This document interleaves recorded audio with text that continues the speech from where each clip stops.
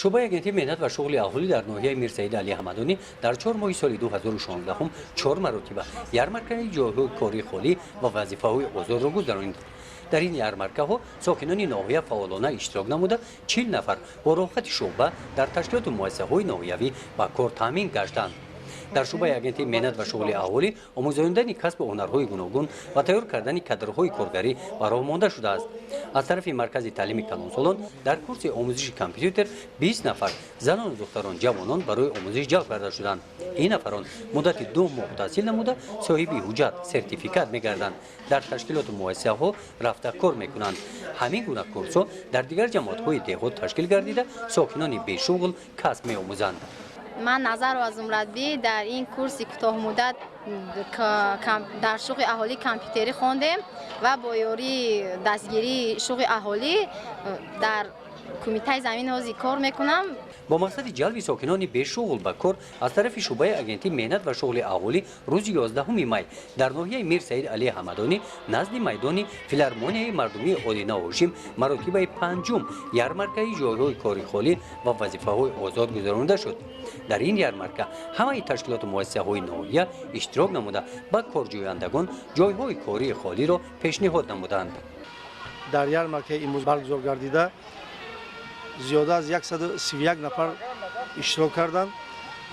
زیاده از 11 تشکیلات و اداره‌های مؤسسه‌های ناحیه شعبه کادرشون در یارمرکه برگزار گردیده اشتراک نمودند و 84 جای کاری خالی و وسیع آزاد را به ما پیشنهاد نمودند.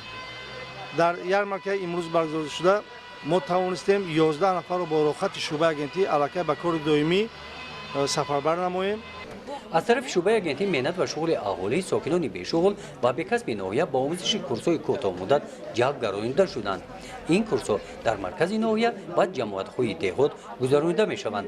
هنرآموزان کورس آموزشی دوزندگی در مرکز شهرک با این یارمرکه مسئول مهنت خود را که هنگام تحصیل از خود نمودند به نمایش گذاشتند.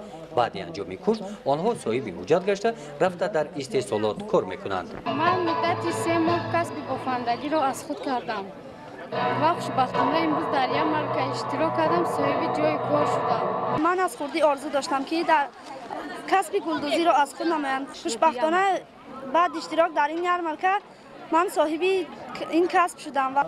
یارمرکه جایهای کاری خالی و وظیفه‌های آزاد در وضعیت تنتنوی گذرانیده شد. با ختم کنندگان کورس‌های آموزشی کامپیوتری، کورس دوزندگی، کورس باغکاری از خصوص ختم کورس مذکور سرتیفیکات سپرده شد. کورس‌ها وابسته به خواهش ساکنان گشوده شدند. سال‌های اخیر توجه ساکنان ناحیه به ساحه باغکاری زیاد شده است. همچنین وابسته به بازار مهنت و خواهش ساکنان ناحیه شعبه اگنتی مهنت و شغل اهالی ناحیه آماده است کورس‌های نو گشاید. در یارمرکه امروز برگزار گشته علاقه 37 نفر مراجعت کردند برای کورس‌های قنادی و کورس‌های کفشرگری برقی. برای ما امروز ضرور می‌دانیم کورس‌های کفشرگری برقی رو که آنها بسیاریشان شهروندانی که مراجعت کردند به ما مهاجران مهنتی که به وطن برگشتند امروز نمیتونن بار دیگر به وطن برگردن، موقتا برگردن. بنابراین ما ضرور دانستیم که با مرکز تعلیمی کانسون در ناحیه فرخار کورسی کوتاه مدتی 3 ماهه کفشگر برقی را گذرانیم. با مقصد رشد صاحبکاری و پس نمودن بیکاری در بین ساکنان ناحیه و با این واسطه بلند برداشتن سطح زندگی مردم از طرف شعبه و 19 نفر قرضهای امتیازناک فردی برای فعالیت چاره‌داری، کشاورزی و صاحبکاری داده شد که 11 نفرشان زنان میباشند. گزارش خواجه نظریف خدای نظر زغروف از ناحیه میرسعید علی حمدانی برای برنامه اطلاعاتی نوید.